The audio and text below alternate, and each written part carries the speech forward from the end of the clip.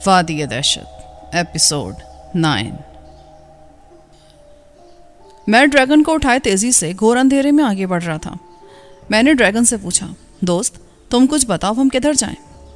حسن شاہ، تم نے جو مالا گلے سے اتار کر کوڑا لگنے والی جگہ پر رگڑی تھی، وہ مالا میرے جسم پر بھی رگڑ دو، مجھے امید ہے کہ مجھے بھی اس سے آرام ہو جائے گا۔ نہیں، تم مسلمان نہیں ہو، میں تسبیح تمہیں کیسے دے سکتا ہوں؟ تو دوست تم مجھے مسلمان کر دو۔ اس خوف و دہشت کی سرزمین پر اب تک وحشت، سنگدلی اور شیطان کو خوش کرنے کے لیے کام کیے گئے ہیں، مگر تم مجھے مسلمان کر کے اس ناپاک جگہ پر مقدس کلمات بلند کر کے اللہ کو خوش کر دو۔ میں نے ڈریگن کارلوس کو نیچے بٹھا دیا اور خود بھی بیٹھ گیا۔ پھر میں نے اس کو کلمہ پڑھایا اور ان مقدس کلمات کا مطلب بھی اس کو سمجھا دیا۔ میں نے گلے سے تسبیح اتار کر ڈریگن کی طرف بڑھا دی۔ اس نے وہ تسبیح مجھ سے لے لی۔ آہستہ آہستہ روشنی پھیلنے لگی۔ اچانک غار میں قہقہوں کی آواز گونجی۔ اس خوفناک غار کی دیواروں پر برہنہ انسانوں کی لاشیں لٹکی ہوئی تھی اور ان کا خون نیچے بہہ رہا تھا۔ میں نے غور کیا تو ان لٹکی ہوئی لاشوں کے منہ سے قہقہے نکل رہے تھے۔ اچانک ان کی گردنیں دھڑ سے علیحدہ ہو گئیں اور اب وہ سر آہستہ آہستہ ہماری طرف بڑھنے لگے۔ ان سرکٹوں کے منہ سے بے ہنگم قہقہے نکل رہے تھے۔ اچانک اس خوفناک غار میں گڑگڑاہٹ ہوئی اور 6 بکومے اس غار میں نمودار ہوئے۔ وہ خوفناک آوازیں منہ سے نکالتے ہماری طرف بڑھنے لگے۔ ان کے ساتھ سرکٹے بھی ہماری طرف آنے لگے۔ کمرے میں دھواں نمودار ہوا اور پھر دھواں خوفناک شکل والے بھوتنے بھوتنیوں میں تبدیل ہو گیا۔ میں ان کو پہلے بھی دیکھ چکا تھا اور انہی شیطانوں کی وجہ سے میری ملاقات عابد بابا جیسے نیک بزرگ سے ہوئی تھی۔ وہ سب ہماری طرف بڑھ رہے تھے۔ اس نئی افتاد سے گھبرا کر میں نے چیخ کر ڈریگن کارلوس سے کہا، اب ہم کیا کریں؟ ان کا مقابلہ کس طرح کریں؟ حسن شاہ، کراماتی ڈنڈا تمہارے ہاتھ میں ہے، تم اللہ کا نام لے کر ڈنڈا ان شیطانوں پر برسانا شروع کر دو۔ میں نے بے اختیار ڈنڈے کو چاروں طرف گھمانا شروع کر دیا۔ جس سرکٹے کو ڈنڈا لگتا اسے فوراً آگ لگ جاتی، البتہ جس بکومے کو ڈنڈا لگتا وہ نیچے گر کر تڑپنے لگتا۔ دوسری جانب ڈریگن بھوتنے بھوتنیوں کو تسبیح مارنے لگا۔ جس کو بھی ایک دفعہ تسبیح لگتی وہ شعلہ بن کر غائب ہونے لگتا۔ آہستہ آہستہ شیطانی طاقتیں ختم ہونے لگیں۔ اچانک یہ بھیانک غار گرم ہونے لگا۔ 5 بکومے نیچے گر کر تڑپ رہے تھے اور ان کے منہ سے بھیانک چیخیں نکل رہی تھیں۔ میں تیزی سے ان پر ڈنڈے برسانے لگا۔ اچانک میرا ہاتھ غار کی دیوار سے جا لگا تو میرے منہ سے چیخ نکل گئی اور میں زور سے اچھلا۔ مجھے لگا جیسے کسی انگارے کو میرا ہاتھ لگا ہو۔ اچھلنے کی وجہ سے ڈنڈا میرے ہاتھ سے چھوٹ گیا۔ اچانک مجھے زور کا جھٹکا لگا اور میں فرش پر گرا۔ اس غار کا پتھریلا فرش بہت گرم تھا۔ نیچے گرتے ہی میرے منہ سے چیخیں نکلنے لگی۔ ایک بکومہ تیزی سے آگے بڑھا۔ غالباً یہ واحد بکومہ تھا جسے ڈنڈا نہیں لگا تھا۔ اس نے میرے نزدیک پہنچ کر زور سے اپنے 7 ہاتھوں میں موجود خطرناک ہتھیار میری طرف پھینک مارے۔ میں نے موت کے خوف سے آنکھیں بند کر لیں۔ مجھے زوردار چنگھاڑ سنائی دی۔ میں نے آنکھیں کھول کر دیکھا تو بکومے کو فرش پر تڑپتے ہوئے پایا۔ میں تیزی سے گرم فرش سے اٹھ گیا۔ میں نے دیکھا کہ ڈریگن کارلوس کے ہاتھ میں ڈنڈا تھا اور تسبیح اس کے گلے میں تھی۔ اس سے پہلے کہ بکومہ اپنے ہتھیار مجھے مارتا، ڈریگن نے اسے ڈنڈا مار کر نیچے گرا دیا تھا۔ ڈریگن زور زور سے ڈنڈا اس بکومے کے جسم کے مختلف حصوں پر برسانے لگا۔ اچانک اس غار کی دیواروں سے آگ کے شعلے نکلنے لگے۔ میں تیزی سے غار میں بھاگنے لگا۔ ڈریگن کی آواز میرے کانوں میں آئی، حسن شاہ، جتنا تیز بھاگ سکتے ہو بھاگو، بس یہ غار ابھی تباہ ہونے ہی والا ہے۔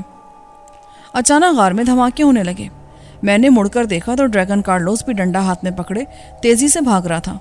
غار کے پتھریلے فرش کی بے پناہ تپش سے میرے جوتے بھی گرم ہو گئے اور میرے پاؤں جلنے لگے۔ مجھے ایک جگہ غار میں پھٹی ہوئی دیوار نظر آئی۔ میں بے اختیار اس جگہ گھس گیا۔ جیسے ہی میں دیوار کی پھٹی ہوئی جگہ میں گھسا، ایک دفعہ پھر گھٹا ٹوپ اندھیرا چھا گیا۔ میں اس اندھیرے میں تیزی سے بھاگنے لگا۔ اچانک مجھے ٹھوکر لگی اور میں دھڑام سے نیچے گرا۔ میرا ذہن تاریکیوں میں ڈوبتا چلا گیا۔ جب مجھے ہوش آیا تو میں نے خود کو رسیوں میں بندھا ہوا پایا۔ میری نظروں کے سامنے چمگادڑ کا ایک عظیم و شان بت موجود تھا اور اس کے نزدیک 7 نوجوان خوبصورت لڑکیاں رسیوں سے بندھی ہوئی چمگادڑ کے بت کے ساتھ پڑی تھیں۔ میں سمجھ گیا کہ آج رات پھر ان لڑکیوں کو شیطان کی بھینٹ چڑھایا جائے گا۔ بت سے تھوڑے فاصلے پر 7 کرسیاں موجود تھیں جن پر 7 آدمی بیٹھے تھے۔ پہلی کرسی پر رگوداس تھا، 7ویں کرسی پر گوبان تھا۔ سب لوگوں نے کالے رنگ کے کپڑے پہن رکھے تھے۔ ان 7 کرسیوں کے آگے بہت سے مرد اور عورتیں چمگادڑ کے بت کو سجدہ کر رہے تھے۔ رگوداس نے آنکھیں کھول کر مجھے دیکھا اور غصے سے بولا، میاں جی، کہ تم نے اچھا نہیں کیا۔ تم نے شہنشاہ ظلمات کے تخلیق کردہ مقدس بکوموں کو اس بدبخت حبشی کے ساتھ مل کر ختم کر دیا۔ اب شہنشاہ خود آ کر تمہارا فیصلہ کریں گے، تم پر خوفناک عذاب مسلط کیے جائیں گے۔ میں نے رگوداس سے کہا، او بدبخت، تم اور تمہارا منوس آقا میرا کچھ نہیں بگاڑ سکتے۔ ابھی تھوڑی دیر بعد شیطان پرستوں کا بنایا ہوا یہ ہزاروں سال پرانا طلسم کدا تباہ ہو کر رہ جائے گا۔ حسن شاہ، تم ایک انتہائی ضدی اور خودسر انسان ہو۔ جو تمہارے سامنے خوش قسمت انسان مقدس ہیکل کے آگے سجدہ ریز ہیں، یہ سب پہلے شہنشاہ ظلمات کے منکر تھے، مگر سزا بھگتنے کے بعد یہ سب سیدھی راہ پر آ چکے ہیں اور شہنشاہ کے سچے دل سے پیروکار ہیں۔ مجھے یہ سن کر بہت صدمہ ہوا کہ ان لوگوں کو بہکا کر شیطان کا پیروکار بنا لیا گیا تھا۔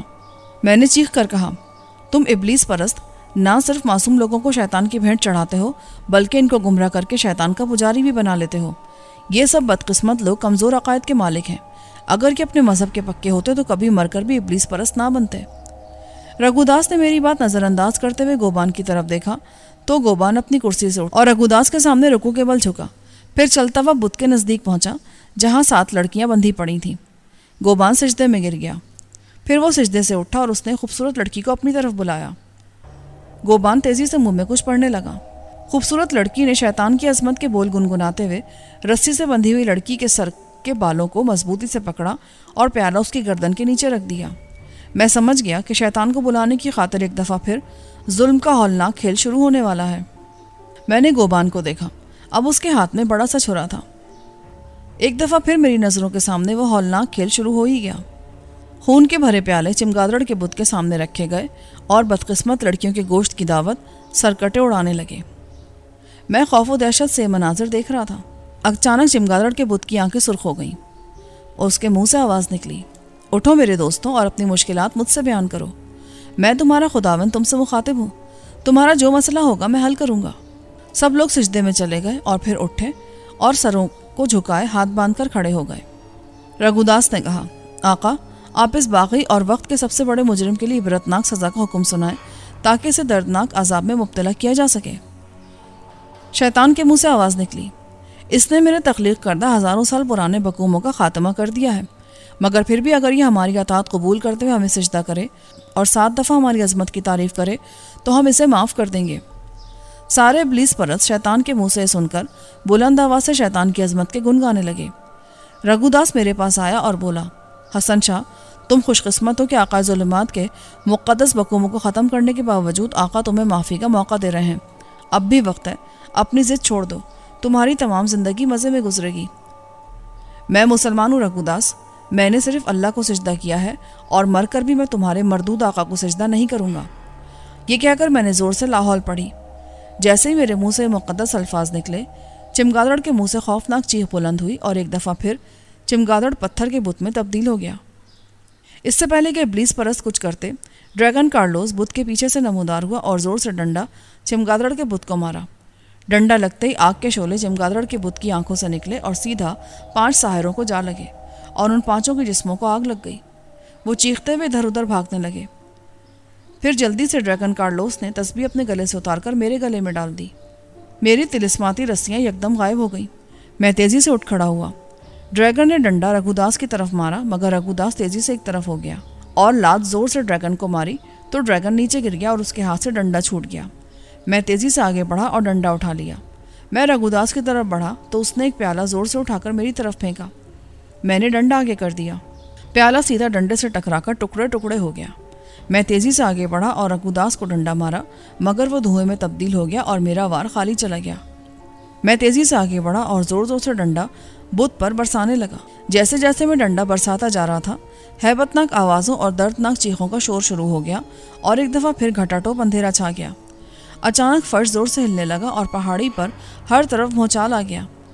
چمگادڑ کے بت کو آگ لگ گئی اور چمگادڑ کا عظیم و شان بت ٹوٹنے لگا۔ میں نے ابلیس پرستوں کو دیکھا تو ان سب کو آگ لگ گئی تھی اور سب چیخ رہے تھے۔ 5 ساحر تو بت کی آنکھوں سے نکلنے والے شعلوں کی نظر ہو کر فرش پر تڑپ رہے تھے۔ اس کے علاوہ دیگر ابلیس پرستوں کے جسموں کو بھی آگ لگ گئی تھی، مگر میرے اصل دشمن رگوداس اور گوبان اپنی کالی طاقتوں کی بدولت یہاں سے بھاگ گئے تھے۔ مجھے ڈریگن کی تیز آواز سنائی دی، حسن شاہ، فوراً یہاں سے نکل بھاگو ورنہ آگ کی نظر ہو جاؤ گے۔ اچانک آگ کا ایک شعلہ میری طرف لپکا۔ میں تیزی سے ایک طرف بھاگا، مگر میرا پاؤں زور سے کرسی سے ٹکرایا اور میں چیختے ہوئے نیچے گر گیا۔ میرا ذہن تاریکیوں میں ڈوبتا چلا گیا۔ جب مجھے دوبارہ ہوش آئے تو میں نے خود کو عابد بابا کے گھر میں موجود پایا۔ بابا میرے پاس بیٹھے تھے۔ مجھے ہوش میں آتے دیکھ کر وہ خوشی سے بولے، بیٹا مبارک ہو، ابلیس پرستوں کا ہزاروں سال پرانا عشرت قدر تباہ و برباد ہو چکا ہے اور مکمل طور پر مٹی کا ڈھیر بن گیا ہے، اور یہ سب صرف تمہاری اور تمہارے دوست ڈریگن کارلوس کی وجہ سے ہوا ہے۔ بابا، طلسم ہفت ہیکل سے میں یہاں کیسے پہنچا اور ڈریگن کہاں ہے؟ تمہیں ناصر جن وہاں سے لایا تھا۔ طلسم ہفت ہیکل ختم ہوتے ہی ناصر وہاں پہنچ گیا اور تمہیں اور کارلوس کو لے آیا، اور مجھے خوشی ہے کہ تم نے طلسم ہفت ہیکل کی طلسماتی سرزمین پر ہی ڈریگن کو مسلمان کیا، مگر مجھے افسوس ہے بیٹا کہ تمہارے اصلی دشمن خبیث رگھوداس اور گوبان وہاں سے اپنی بے پناہ پراسرار کالی طاقتوں کی بدولت بچ نکلے ہیں۔ اگر وہ بھی دیگر 5 خوفناک ساحروں کے ساتھ کھڑے ہوتے تو اب تم آزادی کا سانس لے رہے ہوتے، مگر افسوس کہ اچانک لگنے والی آگ سے دیگر ساحر تو جہنم واصل ہو گئے، مگر رگھوداس اور گوبان بھاگ نکلے، اور اب تو دونوں تمہارے سخت دشمن بن چکے ہیں۔ بابا، نتاشا تو خیریت سے ہے نا؟ بیٹا، تمہاری بیوی طلسمات اور دہشت کی سرزمین پر روزانہ تمہارا انتظار کرتی ہے، اور اسے یقین ہے کہ تم اسے چھڑوانے کے لیے وادی دہشت ضرور آؤ گے۔ میں اب اپنی بیوی کو طلسمات کی سرزمین سے ضرور چھڑوانے جاؤں گا۔ آپ کسی طرح ناصر سے کہہ کر مجھے وادی دہشت میں پہنچا دیں۔ صبر سے کام لو، پہلے رگھوداس جہنم واصل ہو جائے، پھر تم وادی دہشت بھی چلے جانا۔ بابا نے مجھے آرام کا مشورہ دیا اور کمرے سے باہر چلے گئے۔ دن 12 بجے میری آنکھ کھلی۔ میں نے دیکھا کہ ڈریگن بھی اس کمرے میں موجود ہے اور بابا انگلش میں ڈریگن سے باتیں کر رہے تھے۔ مجھے جاگتے دیکھ کر بابا نے پوچھا، بیٹا اب تمہاری طبیعت کیسی ہے؟ میں قدرے ٹھیک ہوں، مگر مجھے حیرت ہو رہی کہ آپ ڈریگن سے انگلش میں بات کر رہے ہیں۔ آپ نے پہلے تو کبھی نہیں بتایا کہ آپ کو انگلش بھی آتی ہے۔ بیٹا، میں تمہارے دوست کو اپنی زبان بھی سکھا رہا ہوں، جو کہ تمہارا دوست آہستہ آہستہ سیکھ جائے گا۔ بابا، اب آپ مجھے وادی دہشت میں پہنچا دیں، میں نتاشا کو شیطانوں کے چنگل سے چھڑانا چاہتا ہوں۔ بیٹا، ابھی تو تم خود شیطانوں کے عطاب کا شکار ہو، جلدی رگھوداس تم سے ٹکرائے گا۔ تم کچھ دن صبر کر لو، انشاءاللہ جلدی تم شیطانوں سے چھٹکارا پالو گے۔ میں تقریباً 1 ماہ عابد بابا کے گھر رہا اور نماز پابندی سے پڑھتا رہا۔ بابا اپنی پوتی راشدہ کو غالباً اسی دن اپنے سالے کے گھر چھوڑ آئے تھے۔ ڈریگن جلد ہی بستی والوں کے ساتھ گھل مل گیا اور ان کی زبان بھی سیکھ گیا۔ پھر ایک دن فجر کی نماز کے بعد بابا نے نمازیوں سے کہا کہ آج سے میں ڈریگن کا نام عبداللہ رکھتا ہوں، اور عبداللہ آپ لوگوں کے ساتھ اسی بستی میں رہے گا، اور میری عدم موجودگی میں جماعت بھی عبداللہ ہی کرائے کرے گا۔ سب لوگوں نے بابا کی بات کو سراہا اور عبداللہ کو مبارکباد دی۔ عبداللہ بستی والوں کی زبان اور رسم و رواج کو سمجھ چکا تھا اور سب بستی والوں سے اپنے اخلاق اور زندہ دلی کی وجہ سے گھل مل گیا تھا۔ بابا نے عبداللہ کو دین اسلام کے تمام اہم پہلوؤں سے روشناس کرا دیا۔ ایک دن میں نے بابا سے کہا، بابا، رگھوداس مر چکا ہے، اگر زندہ ہوتا تو اب تک مجھ پر کئی وار کر چکا ہوتا۔ آپ مجھے کسی طرح وادی دہشت پہنچا دیں، میں نتاشا کے لیے سخت پریشان ہوں۔ خبیث رگھوداس اتنی آسانی سے مرنے والا نہیں ہے بیٹا، وہ اپنی کسی کمین گاہ میں بیٹھا اپنی کالی طاقتوں میں اضافہ کر رہا ہے۔ وہ تم پر خوفناک وار کر کے تمہیں دردناک عذاب سے دوچار کرنا چاہتا ہے۔ وہ بہت ہی کمینہ فطرت ہے۔ بابا، مجھے یہ بتائیں کہ یہ سات کا چکر کیا ہے؟ میں جہاں بھی جاتا ہوں 7 کا منحوس ہنسا میرا منتظر ہوتا ہے۔ بیٹا، 7 تو مبارک ہنسا ہے۔ اگر میں کہوں کہ یہ کائنات 7 کے گردی چل رہی ہے تو بے جانا ہوگا۔ اس کے علاوہ عیسائیت، یہودیت، ہندو مت، بدھ مت اور دیگر مذاہب میں بھی 7 کے عدد کو خصوصی اہمیت حاصل ہے، اور خاص کر اسلام میں بھی 7 کے عدد کو بڑی اہمیت حاصل ہے۔ آسمان کے طبق 7 ہیں، زمین کی 7 منزلیں ہیں، ہفتے کے 7 دن ہیں، خانہ کعبہ کے طواف کے لیے 7 مرتبہ چکر کاٹنے پڑتے ہیں، اور قرآن مجید کی بھی 7 منزلیں ہیں، دوزخ کے 7 درجے اور جنت الفردوس کے بھی 7 درجے ہیں۔ بابا، ایک بار آپ نے کہا تھا کہ جو شخص وضو کرنے کے بعد آسمان کی طرف دیکھ کر کلمہ شہادت پڑھتا ہے تو اللہ تعالیٰ اس کے لیے 8 درجوں کا انعام فرماتے ہیں۔ بابا نے حیرت سے مجھے دیکھا۔ جب میں کوئی بات بتاؤں تو غور سے سنا کرو، میں نے تم سے درجوں کی نہیں دروازوں کی بات کی تھی۔ سرور کونین، حسن کائنات، رسول اللہ صلی اللہ علیہ وسلم کا ارشاد پاک ہے کہ جو شخص وضو کرنے کے بعد آسمان کی طرف دیکھ کر کلمہ شہادت پڑھتا ہے تو اللہ تعالیٰ اس کے لیے جنت کے 8 دروازے کھول دیتا ہے، اور یہ فضیلت بھی ان خوش نصیبوں کو نصیب ہوتی ہے جو نماز کے پابند ہوتے ہیں۔ بابا، 7 تو ایک مقدس ہنسا ہے، مگر میں نے دیکھا ہے کہ شیطانیت میں بھی 7 کے عدد کو اہمیت دی جاتی ہے۔ بات دراصل یہ ہے بیٹا کہ شیطان نے انسانوں کو گمراہ کرنے کے لیے روحانیت کی بھونڈی نقل کی ہے۔ شیطانی کاموں میں مزہ تو بہت ہے، مگر اس کا انجام بہت بھیانک ہوتا ہے، اور سچ بات ہے کہ اگر کوئی گناہ گار آدمی اللہ تعالیٰ سے سچے دل سے توبہ کر کے نیک راستے پر چلتا ہے تو شیطان کی 1000 کوششوں کے باوجود اس کے کٹھن راستے آسان ہوتے چلے جاتے ہیں۔ ایک دن جمعے کی نماز کے بعد بابا نے نمازیوں سے کہا کہ ہم سب لوگ رسول اللہ کی امتی ہیں۔ اسلام میں امیر غریب، گورے کالے، عربی اجمی سب برابر ہیں۔